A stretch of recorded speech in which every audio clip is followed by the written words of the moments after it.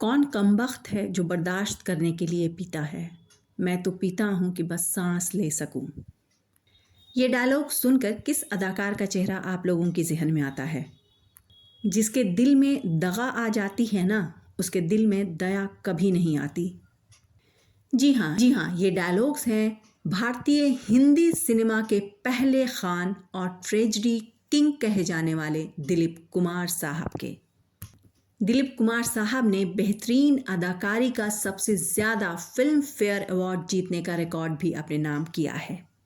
देश भर में पहला फिल्म फेयर अवार्ड पाने वाले भी दिलीप साहब ही थे। दिलीप कुमार साहब को अदाकारी का पूरा इंडस्ट्री ही कहा जाता था। जब बड़े पर्दे पर दिलीप साहब अपने डायलॉग्स बोलते थे तो उनके हाव भाव और संजीदगी को देखकर लोग सब कुछ भूल जाया करते थे। तो अदाकारी के बादशाह दिलीप साहब, जिन्होंने 52 साल तक बॉलीवुड पर राज किया, वो भी घबरा जाया करते थे। लेकिन किस एक्टर के सामने, ये बताना अभी बाकी है। इसमें कोई शक नहीं है कि बॉलीवुड के दिग्गज सितारों में गिने जाने वाले दिलीप कुमार साहब एक से बढ़कर एक फिल्मों में काम कर चुके हैं। अदाकार ने कई फिल्मों में अमिताभ बच्चन और जितेंद्र जैसे के पिता का किरदार भी निभाया है। लेकिन क्या आप ये जानते हैं कि सिनेमा में एक ऐसा साइड अदाकार भी था जिसके सामने जाने से दिलीप कुमार भी घबरा जाया करते थे? दिलीप साहब ने खुद इस बात को कबूल किया था। सौदागर, आग का दरिया, कानून अपना अपना, जनाब, ये सब वो फिल्में हैं जो दिलीप साहब की यादगार फिल्मों में शुमार होती हैं।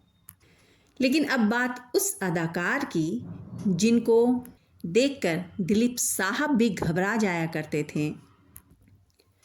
दिलीप कुमार साहब उन अदाकारों में शुमार होते हैं जिनको देखकर छोटे छोटे कलाकारों ने एक्टिंग करनी सीखी है।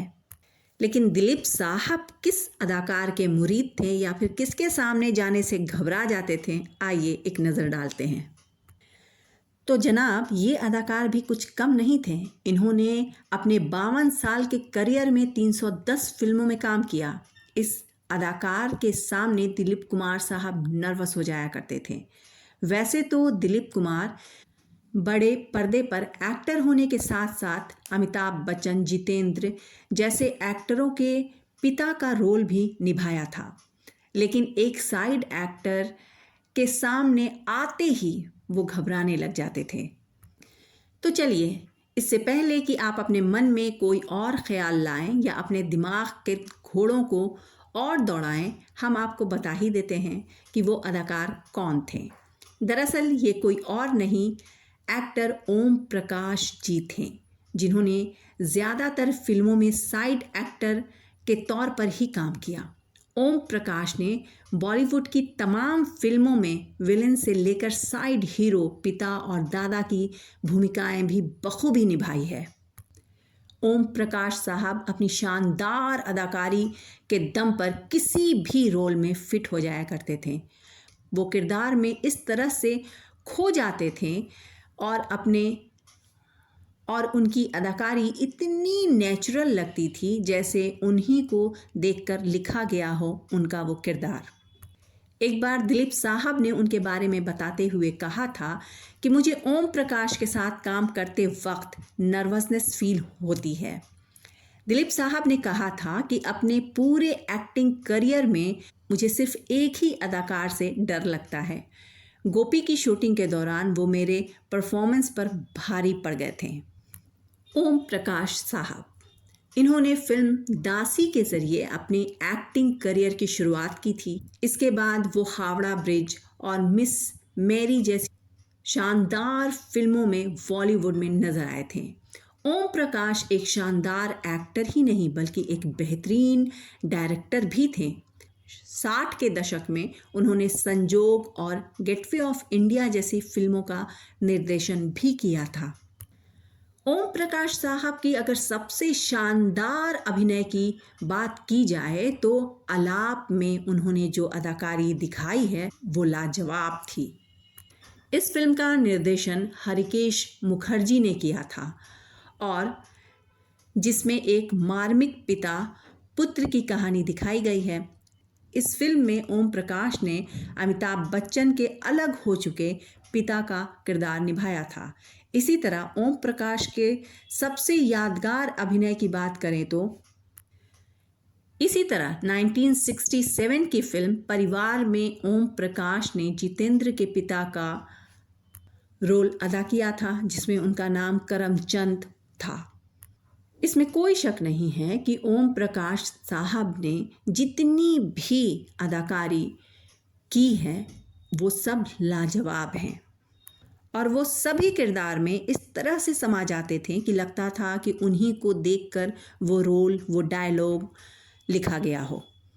इंडस्ट्री में कई ऐसे अदाकार हैं जिन्होंने अभिनय के स्तर को हमेशा ऊंचा रखा है और हमेशा इसको बढ़ाते गए हैं। हिंदी सिनेमा में एक से बढ़कर एक कलाकार हैं, लेकिन गुजरे ज़माने के कुछ सितारे ऐसे भी थे जिन्होंने आने वाली पीढ़ी को अदाकारी का पाठ पढ़ाया। उन अदाकारों में ओम प्रकाश जी का नाम भी शुमार किया जाता है। ओम प्रकाश एक कैरेक्टर आर्टिस्ट थे, लेकिन उनकी दमदार एक्टिंग का लोहा सभी मानते थे। जिस भी फिल्म में वो काम करते थे उसमें जान डाल देते थे। इसमें कोई शक नहीं है कि ओम प्रकाश साहब फिल्म जगत का एक ऐसा चर्चित चेहरा है जिसने कभी लोगों को रुलाया तो कभी अपनी कॉमिक टाइमिंग से लोगों को गुदगुदाया भी है। पड़ोसन, जूली, 10 लाख, चुपके चुपके, बैराग, शराबी, नमक हलाल, प्यार किए जा, खानदान, चौकीदार, लावारिस, आंधी, लोफर, जंजीर, ये वो फिल्में हैं जनाब जिनमें उन्होंने अपनी अदाकारी का लोहा मनवाया और आज भी कहीं ना कहीं हमारे जहन में उनकी अदाकारी की एक छाप छुटी हुई है। नौकर बीवी का उनके ज़िंदगी की आखिरी फिल्म थी। इसमें कोई शक नहीं है कि वो एक दमदार एक्टर थे, लेकिन महानायक अमिताभ बच्चन की फिल्मों में कुछ ज़्यादा ही वो सराहे गए। ख़ास तौर पर उनकी फिल्म नमक हलाल का कैरेक्टर दद्दू और शराबी के मुंशी लाल को भला कौन भूल सकता है। इन दो कैरेक्टर्स के दम पर अदाकार ओम प्रकाश ने लोगों के दिलों में ऐसी जगह बनाई कि लोग उन्हें आज भी याद करते हैं। ओम प्रकाश साहब से जुड़ा हुआ एक बड़ा मज़ेदार किस्सा है। हिंदी फिल्म जगत में अदाकार की एंट्री फिल्मी अंदाज में हुई थी। उनसे इसके पीछे एक छोटी सी कहानी है। दरअसल वो अपने एक दोस्त के यहाँ शादी में गए हुए थे, जहाँ पर दलसुख पंचोली ने उन्हें देखा और तार भेजकर उन्हें लाहौर बुलवाया। दलसुख पंचोली ने फिल्म दासी, जो कि साल 1950 में आई थी, इसके लिए अदाकार ओम प्रकाश को ऑफ़र किया और फिर क्या था, इन दोनों ने मिलकर दुनिया गोल है, झनकार, लकीरें जैसी फिल्मों का निर्माण किया। इसके बाद ओम प्रकाश ने अपनी खुद की फिल्म कंपनी बनाई और इसके बैनर तले भैया जी, गेटवे ऑफ इंडिया, चाचा जिंदाबाद, संजोग जैसी फिल्में बनाई। बहुत कम लोग ये जानते होंगे कि अदाकार ओम प्रकाश ने फिल्म कन्हैया भी निर्माण की थी, जिसमें राज कपूर और नूतन मुख्य भूमिका में नजर आए थे। ओम प्रकाश साहब की फिल्मों में अक्सर बड़े सितारे मोतीलाल, अशोक कुमार और पृथ्वीराज हुआ करते थे। अपने वक्त में उन्हें लोग डायनेमो कहा करते थे। तो ये चंद जानकारियां थी ओम प्रकाश जी के ताल्लुक से। तो जहां दिलीप कुमार साहब को अदाकारी का बादशाह कहा जाता है, वहीं ओम प्रकाश साहब को डायनेमो भी कहा जाता है। यहाँ ये सवाल ही नहीं है कि दोनों में बेहतर अदाकार कौन थे। दोनों ही दिल और जहन पर अमिट छाप छोड़ देने वाली अदाकारी के मिसाल थे। इनकी अदाकारी को देखकर न जाने कितने अदाकारों ने सीखा है और उनकी तरह बनने की कोशिश भी की। तो अब इतनी बातें जानने के बाद ये तो समझ में आ ही गया कि दिलीप कुमार साहब का घबराना ओम प्रकाश जी को देखकर बनता था।